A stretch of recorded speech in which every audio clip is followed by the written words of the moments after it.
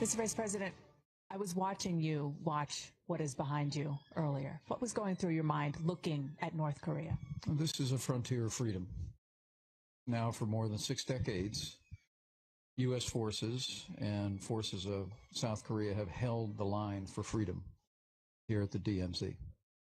And it's inspiring for me to see the resolve of these soldiers, to see the alliance that we have forged with the people of South Korea throughout the generations. And it gives me great confidence as we go into the future that we will achieve our objective of a secure and prosperous South Korea, but also that we will see a Korean peninsula free of nuclear weapons. You said that the era of patience, strategic patience, is over. What does that mean in real terms? It was the policy of the United States of America during prior administrations to practice what they called strategic patience. That was to hope to marshal international support to bring an end to the nuclear ambitions and the ballistic missile program of North Korea. That clearly has failed. And the advent of nuclear weapons testing, the development of a nuclear program, even this weekend, see another attempt at a ballistic missile launch, all confirms the fact that strategic patience has failed. But what does it mean to end it in practical terms? It's either use military force or find a diplomatic solution that has eluded all of your predecessors. Well, I think as the president's made clear that we're going to abandon the failed policy of strategic patience, but we're going to redouble our efforts to bring diplomatic and economic pressure to bear on North Korea. Our hope is that we can resolve this issue peaceably. And I know the president was heartened by his discussions with President Xi. We've seen China begin to take some actions to bring pressure on North Korea, but there needs to be more. And you know, this is real for you. You know that there are estimates that North Korea could have a missile ready that could hit the continental U.S., Seattle, by 2020, which is going to be on your watch. I mean, is that weighing on you? And is that a deadline that you all have in mind? I know the President of the United States has no higher priority than the safety and security of the American people. The presence of U.S. forces here in South Korea, our long-standing commitment to the Asian Pacific, and ensuring the security of the continental United States will remain the priority of this administration. But look, we want to be clear. Our hope, and frankly our prayer, is that by marshaling the resources of nations across the Asian Pacific, not just South Korea and Japan, other allies, and China, bring renewed pressure to bear, will achieve our goal of a nuclear-free Korean peninsula. But the people in North Korea should make no mistake that the United States of America and our allies will see to the security of this region and see to the security of the people of our country. I know we're running late. I just have to ask about your dad. I just heard you say that General Brooks gave you some information about his service here. He was awarded the Bronze Star. What did you learn, and how does it feel to be here in an area that is still at war, effectively? I mean, only an armistice, still at war for 67 years. It's very meaningful for me and my family to be here so many years after my father's service. To be honest with you, my dad didn't talk about his combat experience much until we were all grown up. There's a lot of tough fighting here. He spent time on Pork Chop Hill and Mount Baldy, and the general and his team were kind enough to share information about those battles with us. But I think in some ways, my dad just might be smiling from heaven to see that sacrifices that he and other American soldiers, South Korean soldiers made here, now passed on to my generation, has not changed our commitment to the security and prosperity of the people of South Korea. The sacrifices that he made and that generation of Americans made have made this extraordinary success of South Korea possible. And for me, it's deeply meaningful to be here, and maybe in some small way to continue that generation's work and to make it clear to the world that America stands with South Korea to preserve freedom on the Korean Peninsula and bring stability and security to the Asian Pacific. So you see there, the vice president seemed to be cautious, much more so than later in the day when talking about the idea of military action potentially against North Korea. There at the DMZ, he was about 100 feet away from North Korean military men. But later, he gave a speech next to the acting president of South Korea, and he was much more robust and forward-leaning in the notion of military action. Poppy, talking about the fact that President Trump used military action in Syria, in Afghanistan already, and that the North Koreans should keep that in mind before they test the resolve of this president and the resolve and the ability of the U.S. Armed Forces. Poppy? Oh, fascinating interview, incredible access. Dana Bash, thank you so much. Stick around. We also want to get to the White House because the big question this morning is, can this White House actually convince China to do enough to really compel North Korea to abandon its nuclear ambitions? National Security Advisor H.R. McMaster insisting, quote, the problem is coming to a head. CNN's Athena Jones live at the White House with more this morning. Good morning. Good morning, Poppy. That is one of the most important questions of the moment. Will China do more? It's clearly something President Trump wants to see. He has been quite vocal about his expectation that China, which is North Korea's main trading partner, will step up pressure on the North to rein in its nuclear ambitions. He has acknowledged, though, in recent days that even China may not have the magic bullet here. One thing that is clear from the perspective of the president's national security team is that some kind of action is going to be necessary. Here's more of what H.R. McMaster, the national security advisor, had to say about all this. And I think it's really the consensus with the president, our key allies in the region, Japan and South Korea in particular, but also the Chinese leadership, that this problem is coming to a head. And so it's time for us to undertake all actions we can short of a military option to try to resolve this peacefully. So there you heard McMaster talk about undertaking all actions short of a military option. And so it's interesting to see the president take to Twitter on Sunday morning to talk about the U.S.'s military strength. He tweeted, our military is building and is rapidly becoming stronger than ever before. Frankly, we have no choice. So you're seeing a lot of tough rhetoric on all sides. You have North Korean officials saying the regime is ready for war. You have the president boasting about U.S. military prowess. China calling on all sides to come together to resolve this peacefully. So a lot of eyes are going to be on the vice president's trip over the next several days throughout the region. Chris? All right, appreciate the reporting. North Korea trying to show off, but may have shown its hand, according to some U.S. military experts analyzing the weapons on display. CNN's Barbara Starr live at the Pentagon with more. What did we see that we haven't seen before? Good morning, Chris. One of the big pictures, one of the big images, giant canisters apparently for intercontinental ballistic missiles, but we don't know if there really is an intercontinental ballistic missile. These canisters rolling through this parade in Pyongyang over the weekend.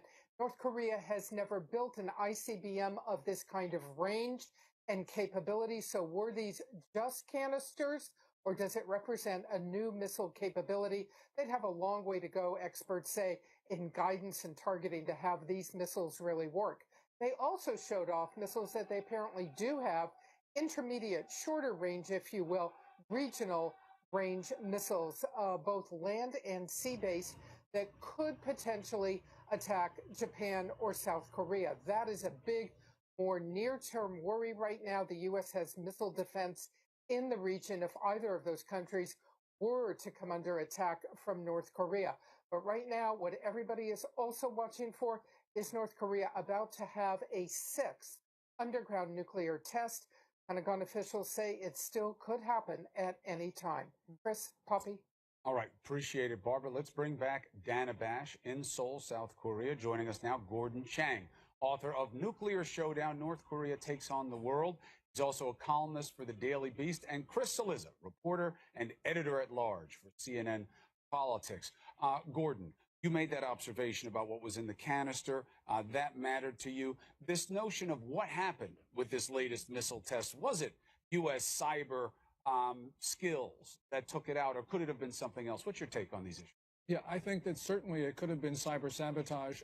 We've obviously developed a lot. There have been a lot of unexplained failures of North Korean missiles, but also there's another aspect. I actually don't think the North Koreans were really thinking of testing a missile now. I thought they were going to go for the nuke just before the big parade because China warned them off, because we warned China. So essentially, this, I think, was a rushed missile test. This missile looks like it was one that was fired off on February 12th and August 24th. It works. It worked both times before. The fact that it didn't work now means I think the technicians didn't have time to prep for the test because Kim Jong-un made a political decision to have a test to show how strong he was. Hey, Chris, we had Representative Jim Himes on last hour, Democrat, and he said, look, nothing's different this time around. All, past administrations, Republicans and Democrats have tried to deal with North Korea's nuclear ambitions and have failed. He said this president is dealing with the same chessboard. Is he, or does he have more leverage here with China than his predecessors? Well, so I watched that interview. I was fascinated by that. I think a question is, how much did the Mar-a-Lago visit with President Xi matter? We know they've done some things, potentially talking to North Korea, but that's not, this is within a week. Mm-hmm. I don't know that we can draw broad conclusions from it. A lot, I think, what you see right now is rhetorically and tonally different from the Trump White House and the Obama White House. You send Mike Pence there. Mike Pence says, the era of strategic patience is over. He's very tough in the speech, as Dana mentioned. That's not a policy, but it does matter in diplomacy. Tone, rhetoric matters in these things. That is different. Whether or not China has adjusted its broad-scale stance as it relates to North Korea, based on one visit to Mar-a-Lago, I struggle to see. It's an interesting point because China did turn away those North Korean coal ships. But if you look at total net imports into China from North Korea, they're up. Still benefiting North Korea economically. And these missile tubes that Gordon and Barbara Starr are talking about, there is part of the calculus there. How did they get those? How did they get those JL missiles? How do they get the same thing that China has in North Korea? Dana Bash, words matter, stares matter. What did you make of the moment where you asked about the reality of North Korea having a munition or military asset that could make it to the United States? The vice president stared at you. Did you take it as deliberation, fatigue, not liking another one of those Dana Bash questions? What did you take it as?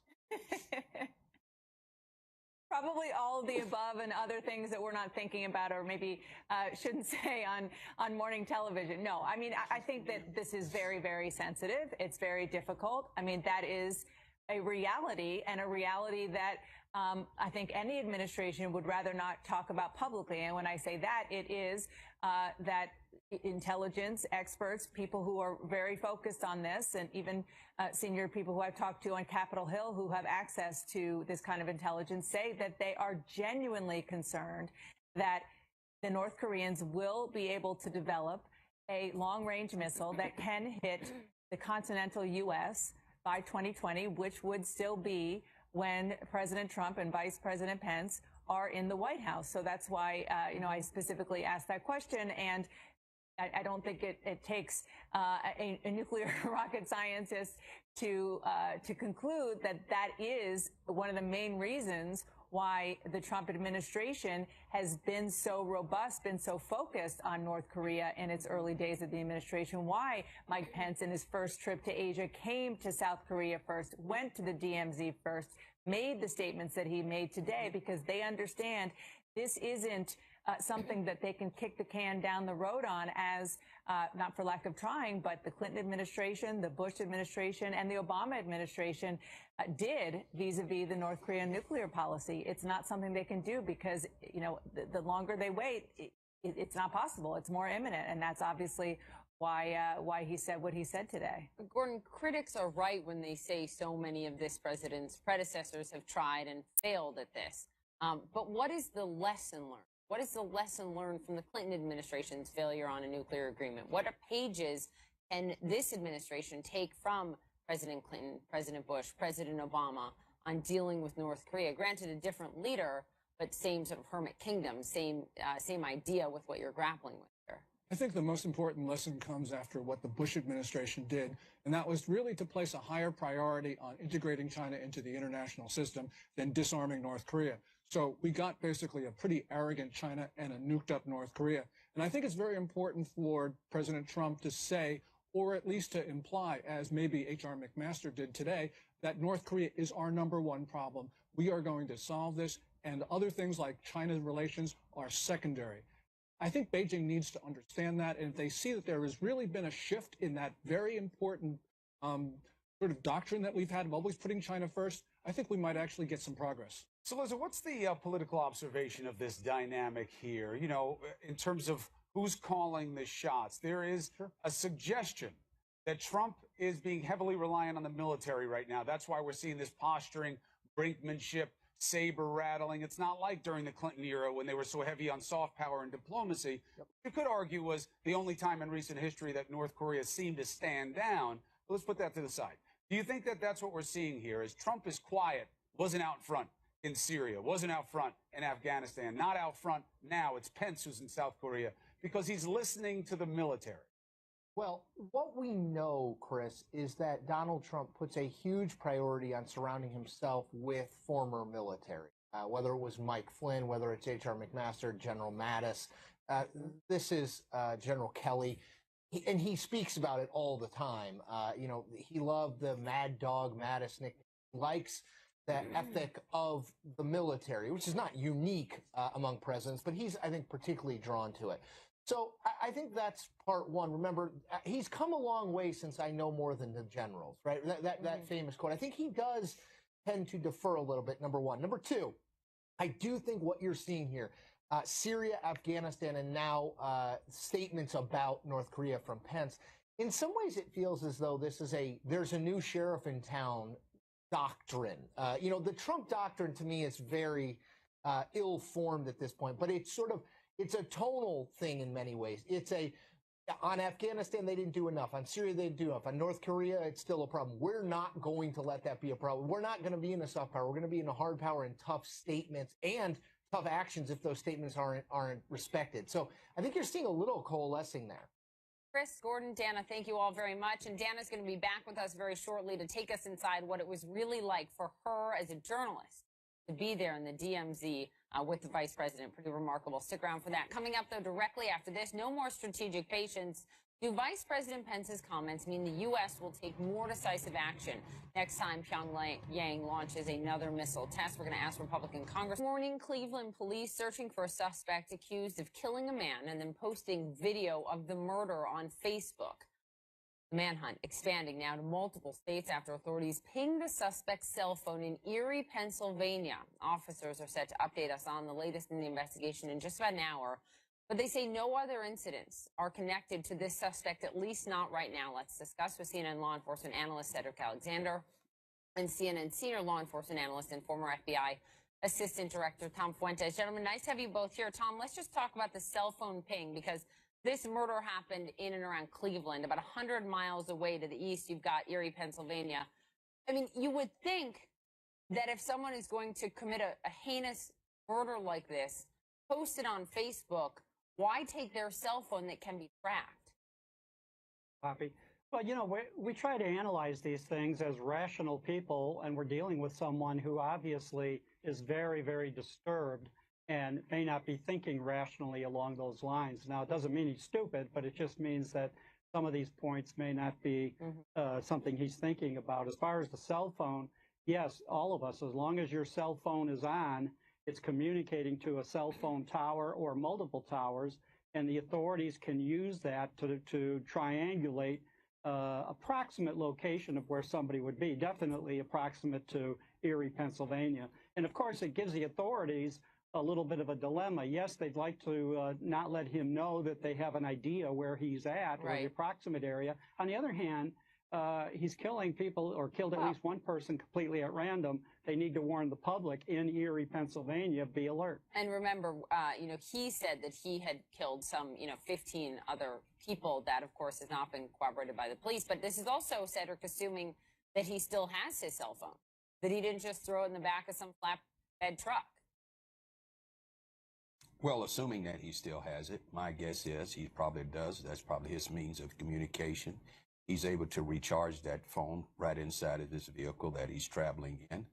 But I think with the technology that is out there, just to what Tom just alluded to, it becomes just a matter of time. But it is really a real urgency that this gentleman is located and brought to justice, because his unpredictable behavior in and around his disturbed mind is just beyond belief, and he's someone that's got to be taken off the street right away. So, Tom, how will the authorities be using that Facebook post right now in terms of aiding them in this investigation? I mean, frankly, it gives them a lot more evidence than they would typically have in a case like this early on.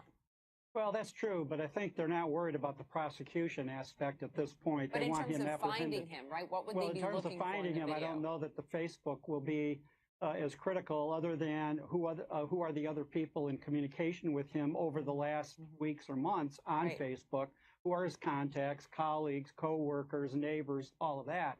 But at this point, the technology is going to really kick in. First, we have these cell phone pings, and don't forget, when you drive down the street and go through traffic cameras, if he took the Ohio Turnpike, he would have had his license and car read by a number of cameras en route to Erie, Pennsylvania, if in fact it's him.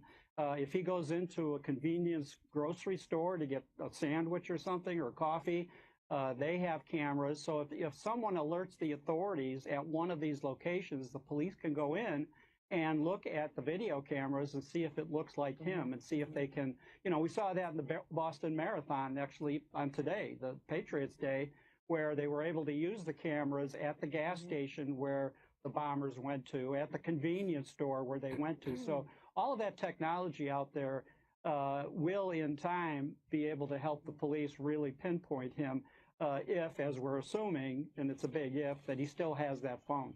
And if he still has that car. And Cedric, the police are calling on him to turn himself in. What compels someone like this to do that? Well, you mean in terms of the act in which he committed? To turn themselves in.